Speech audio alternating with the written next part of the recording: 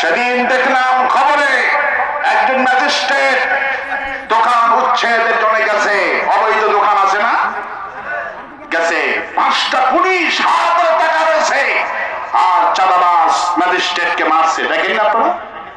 Police তোমার কাম কি? ম্যাজিস্ট্রেটকে পাহারা দেওয়া। একটাবার হুঙ্কারও দিলে না, ফাঁকা গুলিও করলে না, টিয়ার গ্যাসও মারলে না। সেই পুলিশ ম্যাজিস্ট্রেটকে মারে টাকায় দেখে এই পুলিশকে নির্বাচন সুষ্ঠু হওয়া সম্ভব নয়। অধিকাংশ উপদেষ্টা করি বাপ্পা যে হাতিকে যে সন্ত্রাসী খুনি যে হত্যা করেছে, এই খুনি জামিন পেল কিভাবে? এত জেলখানায় ছিল, জামিন পেল কিভাবে?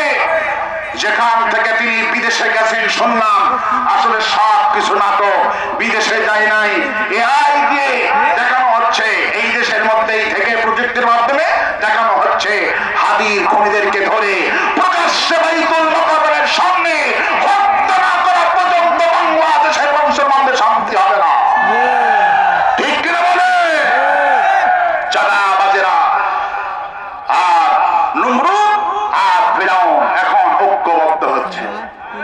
নমরুদ আর ফিরাউন ওরা ভাই ভাই, ওরা কি ভাই ভাই, আর আমরা মুসা ইব্রাহিম, আমাদের এক হতে হবে। আল্লাহু আকবার বলে। ভয় পাচ্ছেন আপনারা? ভয় পাওয়ার কারণ নাই, হতাশ হওয়ার কারণ নাই। আগামীর বাংলাদেশ হবে কোরআনের বাংলাদেশ, আগামীর পার্লামেন্ট হবে কোরআনের পার্লামেন্ট। কেউ ঠেকাতে পারবে না। আল্লাহ কবুল করুন বলে আমি। আমার ভাইয়া অন্তরে যে রোগ হল ফি কুলুবিহিম মারাদুন, অন্তরে যে রোগ হয়, এই রোগ ভালো করতে হলে কোরআন লাগবে। কি লাগবে? আল্লাহ পাক বলছেন তোমার কোরআন পড়ো। ওয়া নুনাজ্জিল পড়েন, ওয়া নুনাজ্জিলু